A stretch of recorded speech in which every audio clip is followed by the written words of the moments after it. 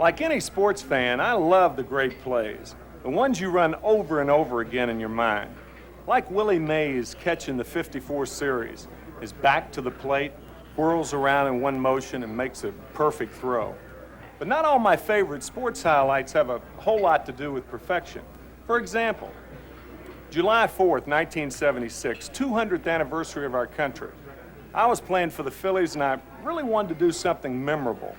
So in the second inning, I got up with the bases loaded and bang, I hit the first pitch and I thought, this one's got a chance. By the time I hit first base and saw it go over, I thought, all right, dinger, home run.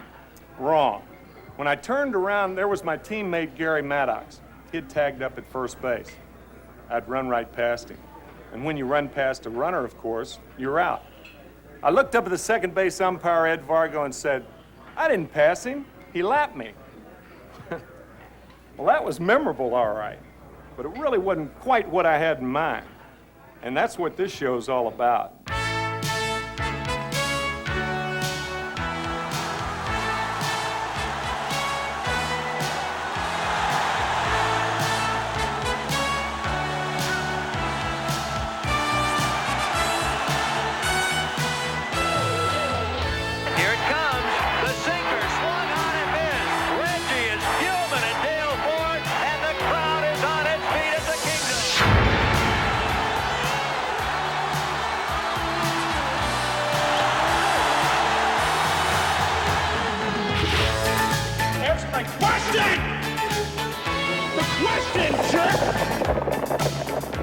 Now watch closely. Things happen fast. Shoemaker misjudges the finish line, stands up in the stirrup, and Iron Lead wins by a nose. Kilmer driving for the first down, loses the football. It's picked up by Jim Marshall, who's running the wrong way. Thinks he scored a touchdown. He has scored a safety.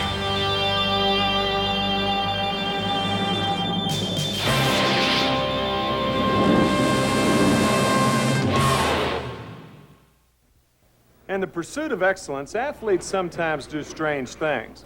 They know what they're supposed to do, but when the time comes to do it, they do something that nobody quite believed was ever going to happen. Hi, I'm Tim McCarver, and that's what the not-so-great moments in sports is all about. A look at the disasters, blunders, and crazy moments that help make those other sports highlights look so great. But hey, think about it. What's the most famous battle in American history? Was it Yorktown? Gettysburg? Nope. Custer at Bighorn. A definite lowlight in the Colonel's military career. But it's the one the fans remember. So now we're going to give you a few to remember. Strange things done in the hope of victory that turned out to be as famous as anything our greatest sports heroes have ever accomplished. The logical place to begin is with bonehead plays, a tradition that started way back in 1908. The boner that happened here at the Polo Grounds just about defined the term for future generations. It was called Merkel's boner, and it was the one heard around the world. Check this one out, pal. Got a little history for you. Hot dog? Mustard? Relish? Adult beverage? Fred Merkel was a good ball player in his time, but what made him an immortal ball player was one momentary mental lapse that cost his team the pennant. Late in the season, the Giants and Cubs were battling for the pennant. In a crucial game, they were tied in the bottom of the ninth inning. With 2 out, a base hit apparently drove in the winning run for the Giants. But Merkel, who was on first base, ran off the field without touching second. Well, the crowd streamed onto the field, but somehow the Cubs got the ball to second base for a force play on Merkel, so the run didn't count. There was controversy, there were appeals to the commissioner, but in the end, the Giants lost the pennant, and Merkel got the blame. 2 decades later, the Rose Bowl had become the Super Bowl of college football. It was there that an All-American named Roy Riegels became the legendary Wrong Way Riegels. Broadcaster Sam Balter was one of the 70,000 witnesses. In the Riegels case, it was, of course, the faux pas of the football century, I would say. In fact, Graham McNamee was doing the play-by-play of the game, and he shouted when it was happening, "This will make football history." And as you know, indeed it did. Regal's teammate Benny Lam was the first one to reach him with the bad news. It was a very memorable occasion for us because none of us had ever played in the Rose Bowl before. We were fortunate enough to be selected by the Pacific Coast Conference, and we went down to Rose Bowl to play Georgia Tech.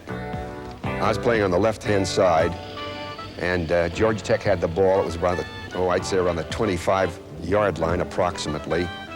And Stumpy Thomason, their halfback, was carrying the ball. He was tackled and fumbled. Roy picked up the ball and started running the right way. And all of a sudden, he absolutely makes a complete turn and sees the goalpost at the other end of the field, and he took off. And Roy was a pretty fast man. He was no slowpoke.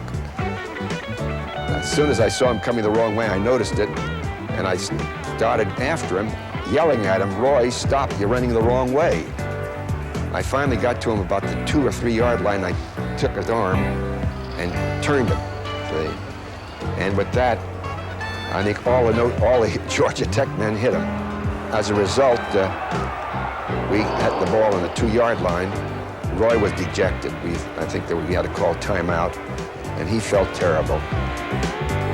From the stands, Balter noticed another unlikely aspect of the most famous play in football. You know, one of the Georgia Tech players, I thought it was a rather interesting sidelight, and I saw that part of it, blocked one of his own players out of the play because his teammate was going to make the tackle. His teammate was going to tackle Regals after he'd run about 5 or 10 yards. And this fella, I don't know his name, blocked him out of the play, so Regals had clear sailing for 65 yards. Although Regals didn't score, his foul-up meant that Cal had to punt out of the end zone. Benny Lam was the kicker. He kicked, of course, from his own end zone, and it was blocked. Now, if it wasn't blocked, I don't think anybody'd remember Roy Regals or that he ran the wrong way. But when he was blocked, it rolled out of bounds and into the end zone and was a safety. Safeties have not been the decisive factors in football games all the time. But in this thing, the fates really were unkind to Roy. It was. The final score, as you know, was 8-7. Once more, the 70-yard run heard round the sports world. A moment of sudden confusion, never to be forgotten. Probably it had happened before. Certainly it has happened since, but never quite like this. Roy Regal's personal compass betrayed him into a disaster. A wrong way run, a block punt that became a safety, all in the Rose Bowl. Another bowl blunder was celebrated on one of the most popular TV programs of its day, The Ed Sullivan Show. Syndicated columnist of the New York Daily News, Ed Sullivan, and his toast of the town, named America's #1 TV variety show. Tonight is a very unusual feature. We've got all of the bowl heroes, not all of them, but a representative group of the youngsters who were the bowl heroes in the football games throughout the nation at the start of 1954, including the youngster you all read about, that young Tommy Lewis of Alabama, who, in the grip of emotion, went out and tackled a Rice runner and brought him down for the most thrilling... Tommy Lewis that day was the acting captain of the football team. So, you know, he's trying to show some leadership, too, as being an acting captain. Also, Tommy Lewis was a darn good fullback. He scored their first touchdown in the game. But the speedy Magel, who would go on to become an all-pro defensive back, was having an all-American day. He scored 3 touchdowns and rushed for 265 yards in just 11 carries. Almost 25 yards per carry. Amazing bowl records to this day. But it's Lewis that everyone remembers. The score at the time was 7-6. Alabama was driving towards our goal line, and we got a fumble on the 10-yard line. We got an offside penalty that penalized us back to our own 5-yard line. And I started an end sweep around the right side and got a real good key block, and was running right about 1.5 feet from the sideline, right in front of the Alabama bench. Tommy Lewis, a 12th defender, came off the bench, made a clean tackle, and then tried to find a place to hide. When I hit the ground, it knocked the wind out of me, and I I couldn't get up. Even if I wanted to go get him, I couldn't get up. He actually never did tackle me down. He just blocked me down. And if I hadn't veered to my left, he could have broken my legs. He could have, hurt me really for life. I can hear Coach Neely in his little shrill, high voice, southern voice, hollering with his big brim hat on, Red, who on earth sent that boy out to tackle my boy? And then they got into a little bit of a confrontation. The officials repaid Lewis's enthusiasm by awarding Nagel a touchdown. Being on national television, a major bowl game, being tackled right in the viewing audience's living room, so to speak, we were then invited to New York to appear on the Ed Sullivan Show, he and I together. Here, ladies and gentlemen, is the young Alabama star who, in the vein of die for dear old Rutgers, went out there and died for dear old Alabama. Let's have a wonderful hand for...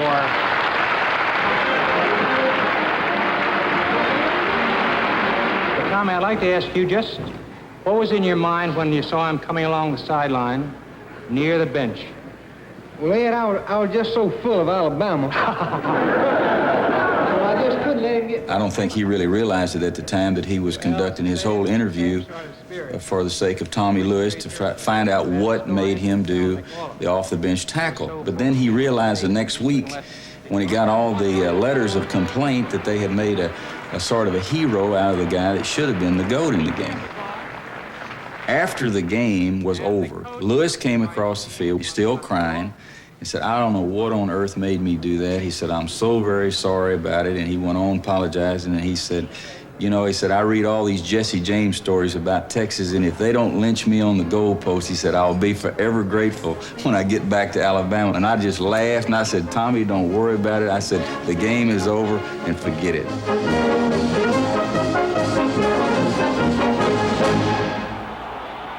One of the wildest plays ever took place at what Californians call the big game, starring two of the most unlikely men on the field. One was Kevin Mullen, a senior who had never scored a touchdown in his college career. Just to get kind of loose, Coach Cap introduced us to a game called Grabas, where you have about 15 to 20 guys on each team, and all you do is kind of run around, and you can throw the ball any way you want, backwards and forwards or however. And I don't know if that had any kind of, effect on what happened Saturday, but it was something we kind of did for fun on the day after a game, just to kind of break a sweat. The other was Gary Terrell, trombone player for the Stanford band. He actually wasn't instrumental in the play, just a guilty bystander. It so happened that the last 2 minutes of that particular football game were the most exciting 2 minutes of any football I've ever seen. John Elway had a 4th and 17 on our own 30-yard line. Threw a first down pass, brought the Cardinal all the way down to score a field goal with 4 seconds left. 35-yard kick will win it. Listen to the crowd. Here's the snap. Here's the kick. It is long enough. It is good. Stanford hits it with 4 seconds to go and takes the lead 20-19. To win, California had to score on the ensuing kickoff, which, of course, was virtually impossible. Before the kickoff, when we were lined up, we realized that there were only 10 guys out on the field on our side. And, so I kind of moved from my position. I moved over to the middle of the field, a little bit out of position, and the kickoff came, and it kind of bounced right to me. I tried to make a run for it around the right side. So then I looked back and saw Richard Rogers standing on the They're other still in side. deep trouble at midfield. They tried to do a couple of... The ball is still loose as they get it to Rogers. They give it back now to the 30. They're down to the 20. Oh, the band is out on the field. He's going to go into the end zone. He's going into the end zone. Will it count? The Bears have scored, but the bands are out on the field. I was at the back of the end zone.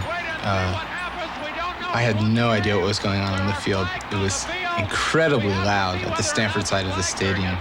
I turned back around, remembering that we were still playing the song, and turned back towards the field one more time just to see whatever was going on. And at that point, Kevin Moen was just about 7 feet away from me and not slowing down at all. As Yogi Berra said, and the Stanford band forgot, it ain't over till it's over, baby. The Bears have won! The Bears have won! Oh my God! The most amazing, sensational, dramatic, heart-rending, exciting, thrilling finish in the history of college football. California has won the big game. Kevin Moen started and finished the play and became the hero, while the trombone player became the GOAT. I really didn't see him till it was too late, you know. I had already scored and I was a little excited at the time, so, you know, he just happened to be at the wrong place at the wrong time. The band received plenty of hate mail. It really poured in. We received some thank you notes from Cal alums and a few donations to the band. I was kind of upset by all that attention for something I contributed really little to. You know, I would have thought that maybe I would be better remembered in the future for something more significant than being knocked over at the end of a football game. A jockey named Dick Francis went on to become a famous mystery writer, inspired by a truly mysterious boner. I always wanted to be a jockey, and when I did eventually break into it after the war, it's every steeplechase jockey's ambition to be champion jockey and win the Grand National. Well, I fortunately achieved the first of those ambitions and came within a hair's breadth of the second one, the 1956 Grand National. In England, the Grand National is the Kentucky Derby of steeplechasing. And with all the jumps and hazards, horses are lucky just to make it to the finish line. In 1956, Dick Francis rode the Queen Mother's horse, Devon Lock. But after jumping all 29 gates in record time and in sight of the finish line, Devon Lock did something nobody knew a horse could even do. It spread-eagled on all fours. Belly flop. Just sat down. Moments later, it got up and loped in among the also-rans. It was in the days before the race was televised, and there were 250,000 people there that day. And I think the Queen Mother being so popular, 249,999 were cheering for Devon Lock. The massive amount of cheering which was going on that day hit him, I think. He's, God, what's that? His hindquarters refused to act. Down he went on his belly. After examining Devon Lock, doctors found absolutely nothing wrong. There was lots of suspicion. Someone said, oh, the Russians was something to do with this, but that wasn't the case. Some people said, oh, there was an electric wire under the course, but that wasn't the case. I think if it wasn't the noise, I don't know what it was. You know, lots of people seem to think it was the horse preparing himself to jump the water jump. He thought it was in front of him, but by the side of him. I don't think it was, because as a jockey, you know when a horse is going to jump because you can feel him get his legs under him and push himself off the ground. Well, these legs on Devon Lock just stuck on the ground. And I think it is the most extraordinary occurrence in racing ever.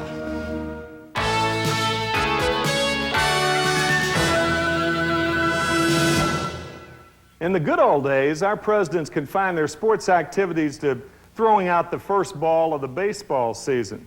But recently, more and more of the leaders of this land have been more and more involved in sports. It's a risky business. What with all that racing around, even an old sportscaster's bound to blow a few calls. Come on, you gotta hear this. We've seen that winning tradition carried forth again and again down through the years by some of the greatest heroes in basketball history.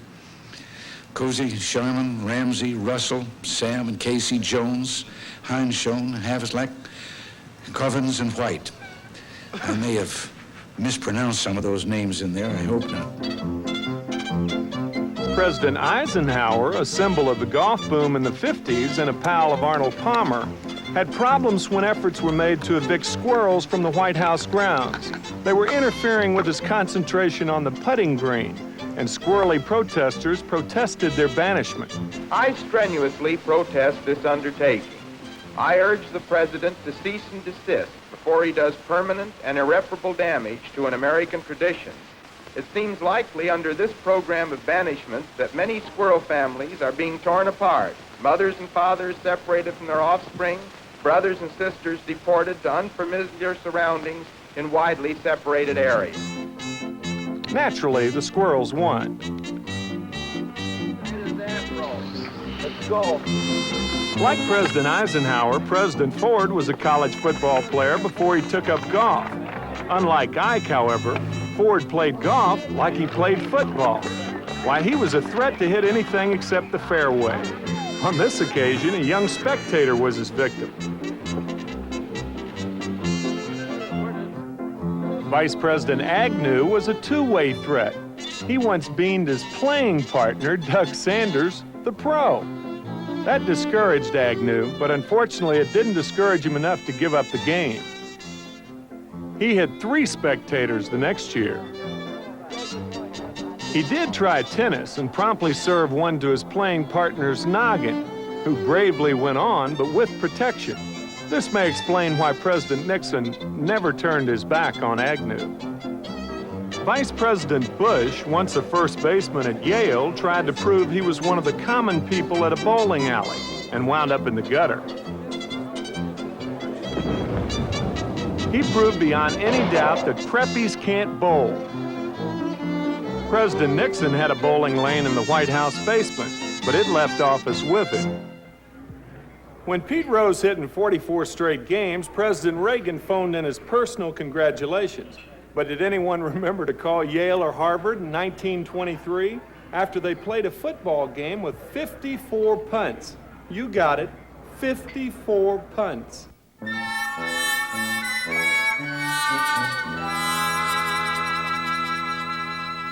Can you believe a football game with a punt every minute? Well, that's what happened to this Yale team in 1923. These guys played their arch rival Harvard in a driving rainstorm, and neither Harvard nor Yale wanted to handle the ball. 54 punts later, Yale capitalized on a fumble recovery and won. This was definitely a freestyle record for one game, but there was an equally astonishing sequence more recently in the Canadian Football League. Here, hold this. Ready? Here it is. Winnipeg punts to Hamilton. Taking advantage of the free kick rule, the same rule that exists in American football, the returner punts back to Winnipeg. But he doesn't want it either, and he gets it off back to Hamilton. That's 3 punts on one play. But look at this. The final returner, Bernie Filoni, catches the ball, likes what he sees ahead of him, and takes off. In fact, he goes end zone to end zone, 110 yards, and then the darn thing got called back on a holding penalty. Now you've heard about a game and seen a single play dominated by kicking. Well, here's a whole team that kicked the ball all over the place for nearly 2 whole seasons. The Tampa Bay Bucks were a one-team reel of bloopers when they came into the NFL.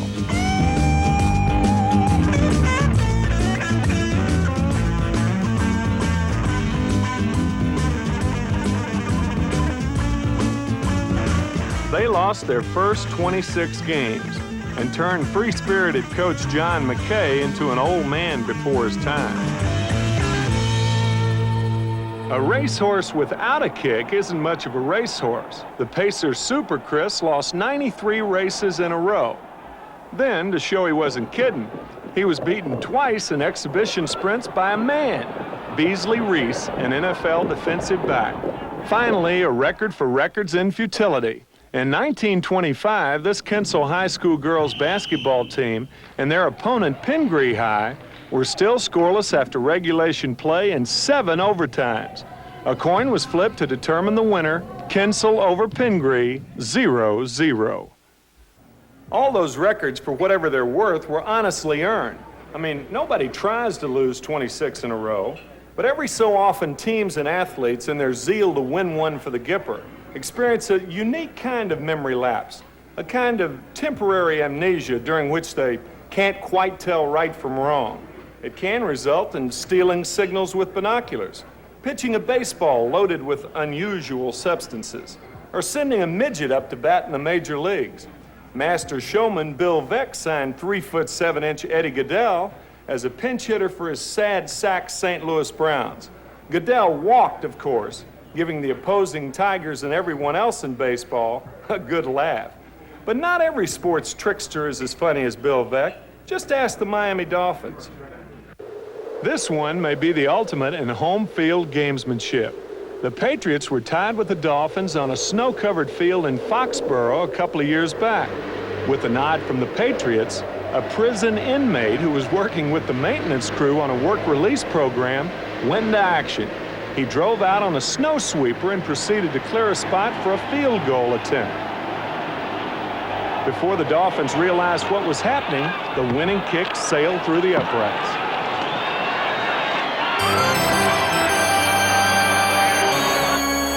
There's been a rule banning the use of foreign substances on baseballs for a long time, but it was always winked at. Gaylord Perry laughed in its face. Gaylord's got the best spitball, greaseball, whatever you want to call it. There's nobody close to him. He's got the best act, the best psych job. He's number one. On Reggie, and you've got to know he's going to get the super sinker. The set, here it comes. The sinker swung on and missed. Reggie is fuming at Dale Ford, and the crowd is on its feet at the Kingdom. He can't believe it.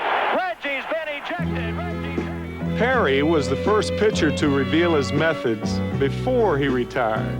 When I come in out the inning, I put my glove down to my right, take my hat off, and I put it on top of my glove and know exactly where it is. And then the opposing club is watching, so I reach in my pocket, cover my towel, cross my legs, put the towel on my leg, and then I get what stuff I need on my finger here. And just in a calm, collective way, put it back in my pocket. I got the towel here. If they're looking from over there, I can easily hide it. Come up here like I'm wiping sweat. And you got behind the ear, the neck, the hair. And a good place is down here. Like if you are wearing some gold chains or something, you could have put it in. Got it right there, you're ready to go. Although he threw the spitter for most of his career, this was the only time he was actually ejected from a game for loading up too often. Perry was one of the few pitchers in history to win 300 games, yet he seemed to enjoy the gamesmanship as much as winning.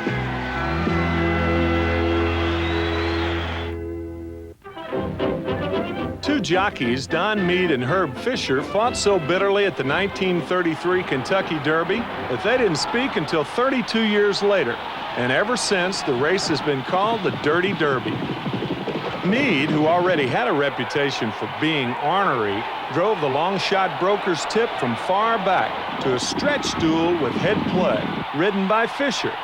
In those days, they rode for keeps. Now look at this.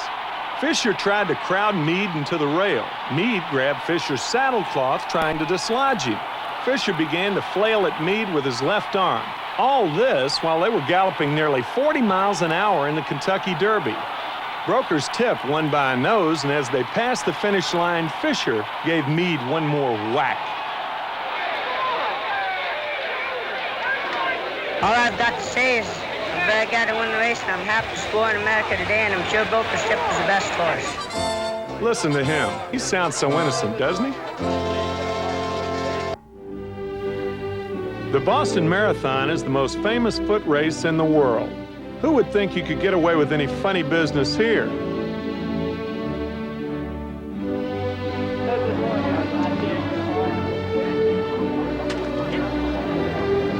Well, in an event as spread out and confusing as a marathon, it isn't so hard. And here in 1980, gamesmanship turned into outright cheating. Believe it or not, this wasn't the first time. Way back in 1904, a fellow named Fred Loris tried to ride off with an Olympic gold medal in St. Louis. He traveled 12 of the 26 miles on a truck. I didn't even know they had trucks back in 1904.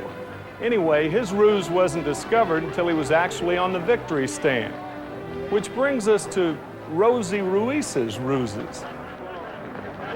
No one is sure how she did it, but this unknown runner came out of nowhere ahead of all the other women. I just saw someone stumble out of the crowd in front of me across the street. This was on Commonwealth Ave, probably about a half mile from the finish. She was in track clothes and wearing a number, but I thought someone had just sort of stumbled into the race. Maybe somebody was a little crazy or something. What nobody knew yet was that 6 months before, Rosy allegedly took a subway to the finish line of the New York Marathon. So this was actually her second ruse, and she almost pulled it off. Her big mistake was coming in first. The media rushed to her side, but soon it became apparent that she was a not-so-great imposter. We're here with the women's winner. She's getting a case of the sneezes. Rosy Ruiz? Okay. I'm sorry. Rosy Ruiz, the women's winner in the Boston Marathon today with a time of 2:31 and change. Now, we don't know how many seconds that is. It may be a new American record. What was the time in your first ever marathon, and where was it? It was 2 hours and 56 minutes and 33 seconds in New York last year. And so you improved from 2 hours and 56 minutes to 2 hours and 31 minutes. I guess so. What do you attribute that improvement in time to? I don't know. Have you been doing a lot of heavy intervals? Someone else asked me that. I'm not sure what intervals are. What are they?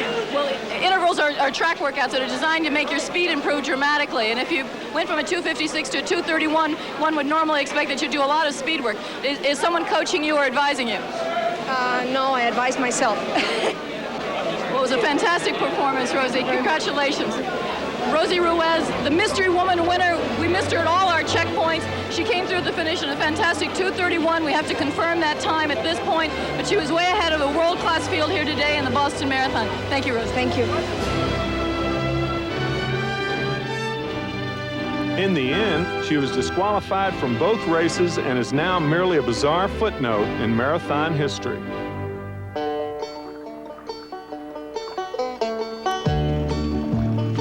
Lucrative fishing tournaments also provide ripe settings for larceny, as this one did for some Texas fish rustlers. We're here on beautiful Lake Wright-Patman here out of Texarkana with our first annual Camp Texarkana Open Bass Tournament. And we expect, in my opinion, approximately a 6 1/4 pound bass will probably take this $50,000 prize today. If I had a 6 1/4, I would think I possibly had the 50,001. Now this is a long way from the old fishing hole. Because of such enormous prize money, fishermen come from all over the country to try their skill and luck. And not long ago, the Texas Bass Association found themselves in the midst of a scandal. I can remember when we first started fishing pro tournaments back in 1967. And $5,000 was a total prize money. $2,000 to win, $1,000 for second, $500 for third, on down to about $100 for 10th place.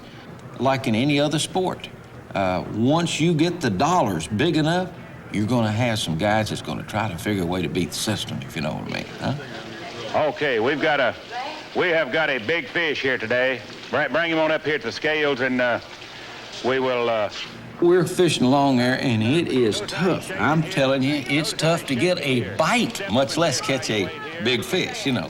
And toward the end of the day, they said, we just had a 12-pound, whatever ounce bass weighed in. He said, what did that radio say? I said, they said they had a 12-pounder weighed in. I said, it has to be a striper, catfish. I said, surely it's not a 12-pound bass this late. He said, I don't think if you drained it, you could find a 12-pound fish. Not only did a fisherman named John Wade turn in a whopping 12-pound fish, but then his brother Archie had the nerve to submit a 9-pounder for second place. Something fishy here. The first thing, when he walked up the fish, you know, and we'd take it out of his hand to put it on the scales, we realized the fish had been, you know, I'll say had been frozen. We knew the fish was dead and spoiled. We flipped the gills up, you know, and look at them, and the fish was ruined, you know, spoiled. And that's when we asked him if he really wanted to weigh it in. Yes, you know. Well, we gave him a choice, you know, to walk out. So the tournament officials gave them both lie detector tests. Do you believe it? And they didn't do too well either. Then their scheme really started to fall apart. We had a fisherman to come up and tell us that he saw him at the little grocery store about 6 or 8 miles, you know, from the way inside. First, the fellow around the grocery store said he knew him, and he said they hadn't been any good ever. And he said, I don't want to get involved in this, see? So we talked to him a little bit, and and told me he owed it to his people there that were fishing the tournament. He had a lot of, neighbors, so he said, "I'll tell you everything." John Fox reporting from McCoy's Grocery in Maud, Texas. So the investigation moved to McCoy's Grocery. Texarkana Big Bass Open that was held at Lake Texarkana. He just told us about it. So he told us everything about him. So they drove up in front of his place, pulled these dead fish out, took water hoses, washed them off, cleaned them real good, and and put them back in the cooler box, and bought ice off of him and iced them back down. In this, when you looked at the fish, supposedly the fish was caught at 6:30. Was the fish alive or dead when you saw him? Very dead. You said very dead, am I right? The Wade brothers were disqualified, but even more bizarre is that they were allegedly just frontmen for a smuggling ring that specialized in big but out-of-town fish. Biologists discovered that the big bass came from Florida by land. If an obscure participant in an event cheats to get a moment of glory, we sort of shake our heads and wonder, what got into those people? But there are honest people in sports who make us feel the same way.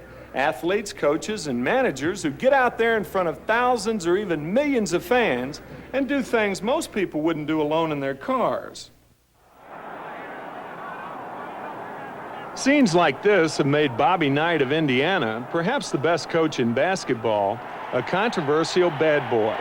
His perfectionist streak and sharp tongue have frequently led to volcanic blow-ups. The guy's in the paper so much for being bad that people forget how good he is. Probably his worst episode ever was at the 1979 Pan American Games in Puerto Rico. Knight turned a molehill of a disagreement with the policeman into a mountain of headlines and insults. But bad publicity didn't slow Knight down at all.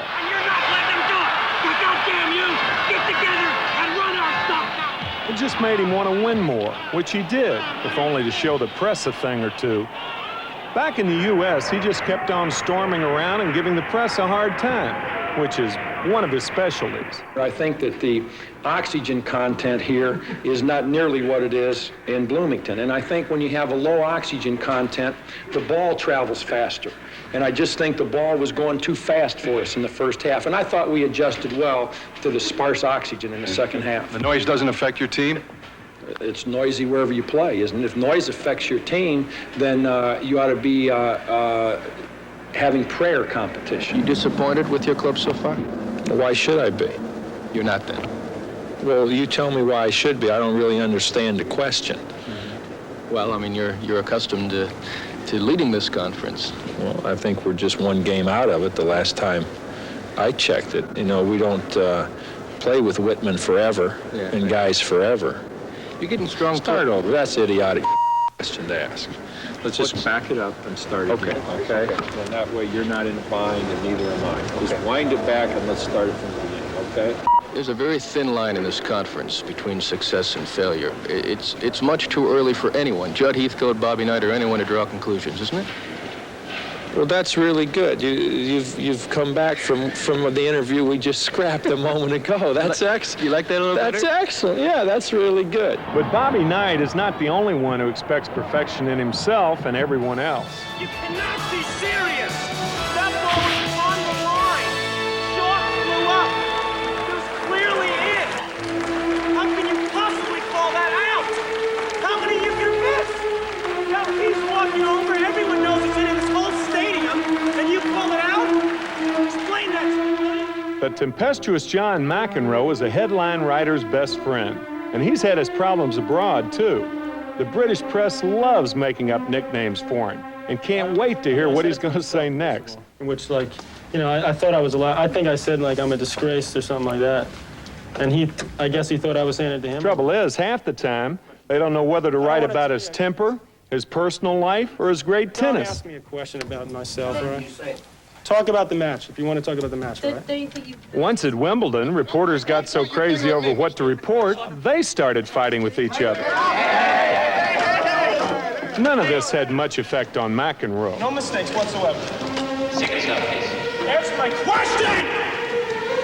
The question, jerk!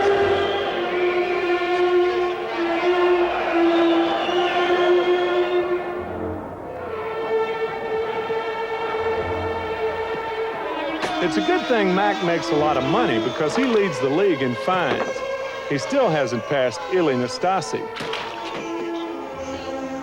But he's young yet.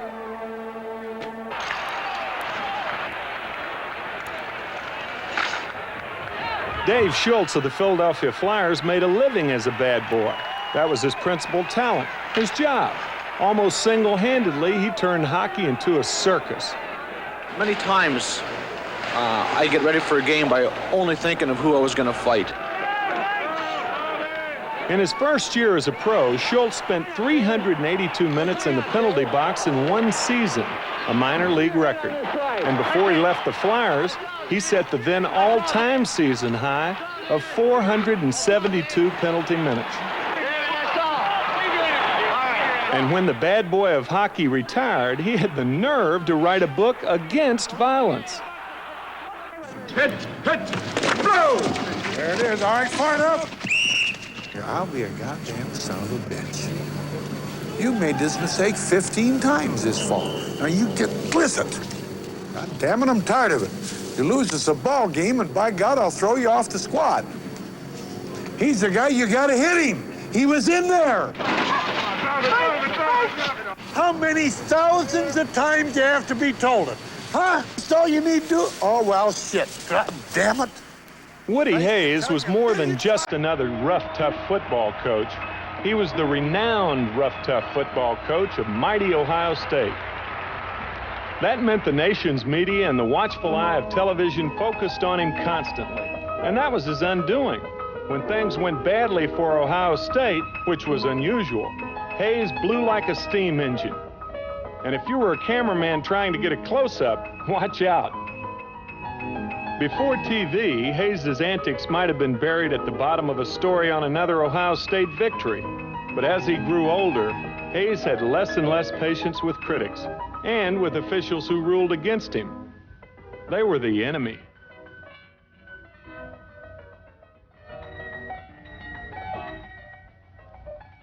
Finally, Woody Hayes couldn't even abide opponents who beat him fair and square, taking even that as an insult. The end came when a Clemson linebacker, Charlie Bauman, had the gall to intercept a pass. When he got up near the sideline, Hayes punched him.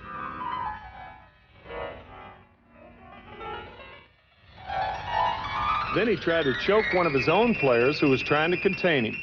And that was the old line's last day as head coach.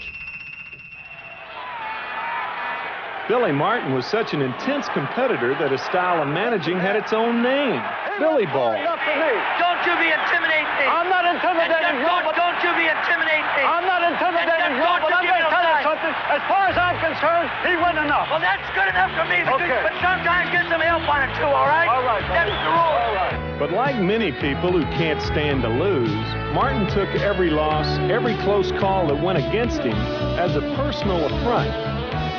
Owners hired him because he was so colorful and because he was successful. Even so, he had a tough time holding down a job.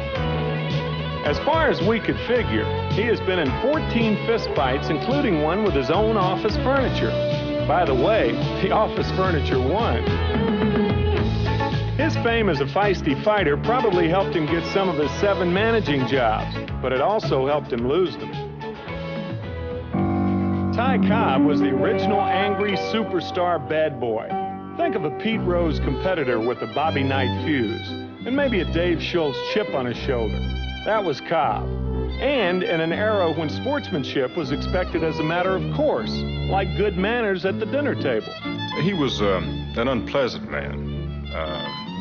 He was an unpleasant, disagreeable person for most of the people who had anything to do with him. You either admired him as the greatest ball player of all time, or you despised him and hated him as a cutthroat. Here's an example. In a famous story, Cobb spiked Philadelphia's hero, Home Run Baker, on a slide into third in front of Baker's home crowd. Well, the fans were so outraged that Cobb got 13 death threats before his next trip to Philly, and the cops had to put on 300 extra men to protect Cobb's life. Pretty popular guy, huh? Now, Babe Ruth was a bad boy in another sense altogether. He was a naughty and bawdy bad boy. His hassles with managers and management scandalized and titillated the country, and his lusty, extravagant lifestyle drove Spartans like Cobb up the wall. Cobb developed a real hatred for Ruth and for really everything that Ruth stood for as a ball player and as a man. He believed that Ruth, in his lifestyle, broke all the rules, did everything that a dedicated athlete was not supposed to do, as indeed Ruth did. And Cobb really could never understand how Ruth could perform as he did, and consistently, year in and year out, and whore around, overeat, get out of shape, as Ruth did. Babe took his drink off the field, let us say that. Babe took his drink off the field and was out at night a great deal. Ruth got in lots of trouble, but lucky for him, the press kept secrets in those days. They were on the train, a road trip. The riders were sitting up there late at night, and all of a sudden the door to the back of the car flew open, and Ruth ran through the car, stark naked, and then through the door at the other end of the car. And right after him came this woman with a knife in her hand, and went through and disappeared, you know, with a knife in her hand chasing Ruth. And one of the sports writers supposedly turned to the other and says, "Gee, guys, it's a good thing we didn't see what we just saw. We'd have to write about it, wouldn't we?" I wonder where my Babe Ruth is tonight. He grabbed his hat and coat and fled from sight. I wonder where he'll be at 2:30 or 3. He may be at a dance or in a fight. He may be at some cozy roadside inn. He may be drinking tea or maybe gin. I wonder where my Babe Ruth is tonight. That's a song we sang about him. It tells the story about him. But no song, no movie could match the real Babe Ruth. But let's not pretend that athletes are the only guys in sports who behave peculiarly. For every strange occurrence on the field, there's bound to be a dozen more up in the stands. That's where the real action is, where mild-mannered stockbrokers pour beer on little old ladies, and hitherto sane individuals paint their bodies green. It's the land of the fan, and you enter at your own risk. As a class, football fans, at least those in a selected few hotbeds, root closest to the edge. Maybe it's because their teams play only once a week and they have 6 days to get worked up. You couldn't do this stuff every day. Pittsburgh Steelers fans lead the league in collective lunacy. Look at these people. I mean, their elevators don't stop on all the floors. Want to see the killer for Cleveland today? Yeah. Right here. We got the Italian That's whammy. That's the big red pepper. Italian whammy. We put it on. That means Cleveland can't do nothing. With their costumes and good luck pieces and chants, why, they could be a pagan religious order from another planet. They take their football seriously in Oklahoma, too. But the extremes of their passion all seem funneled through one fanatic old codger named Cecil Samara, a self-appointed super fan. Samara makes Oklahoma football his life. His home is filled with mementos. His bathroom is a tribute to Oklahoma in red and white tile. His wardrobe covers all the spectrum of possibilities and, of course, red and white. The only exception being a black suit for funerals. I had Big Red inlaid in my teeth. And I enjoyed that for about 4 years and had a lot of fun with it, but it got to be a real, I don't know whether you'd say a bothersome thing or what, but when I'd be out dinner with my family somewhere, or I've never tried to be rude to anybody, so help me. You know, and I'd have a mouthful of food or something, and somebody would want me to come over to their table and show them my teeth. That just got to be a little too much. Samara, however, has not given up his Model T Ford and trailer, which he drives to all Oklahoma games. But even without a game, during the 1981 strike, baseball fans in San Diego proved they did have a sense of humor. The station was going to lose revenue from the advertisers that wouldn't be running on the air, so we said rather than brood about it, let's have some fun. 3,000 fans came to the stadium fully equipped with hot dogs and beer. And radio station KFMB just made up the game. At 38 years old, a wily pro. Gets a sign from his catcher, Pena. A curveball in it. Turner hit it. He hit it. It's heading for the wall. A deep, long shot. And there it goes. The Padres win it. What did it prove? That fans not only missed the game, but missed each other as well. An exotic dancer named Morgana Roberts found that if you looked like her and had the nerve to run out on the ball field and try to kiss a ball player, newspapers tended to run the photos.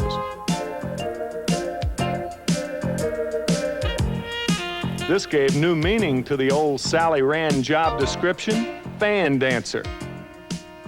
In the annals of fan fanaticism, Barry Bremen stands alone as a Walter Mitty. He didn't want to compete with star athletes, he just wanted to be with them. On a $300 bet, he joined the NBA All-Stars at halftime and made a practice basket. He was quickly ejected, but it started a notorious but harmless career as a great sports imposter. Inspired by his nervy success, Bremen went on to pose as an umpire during a World Series, lining up with the real umpires during the national anthem. And this time he got away with it. Then, in the warm-ups of the All-Star game, he dressed as a Yankee and introduced himself to the players. I'm Barry Bremen. Hi, Fred Lynn. Yeah. I'm an imposter. Mr. Lemon, so I'll tell you, my name's Barry Bremen. I'm an imposter. Oh, is that? My name's Barry Bremen. I'm an imposter. But I played in the NBA All-Star game. Uh-oh, here comes somebody, isn't it? He finally got caught posing for the team picture. I'm batting coach. I was here. I did some batting coach practice. Okay. In the Super Bowl, this time as a line judge. I just came out here. I got the rules down pat. You know what I mean? I can do this, but I'm leaving right after the national anthem. Is that all right? Thanks, guys. Caught again.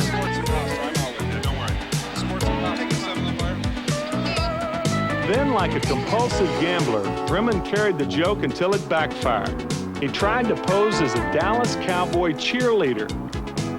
The unamused Cowboys called him a pervert and threatened a lawsuit.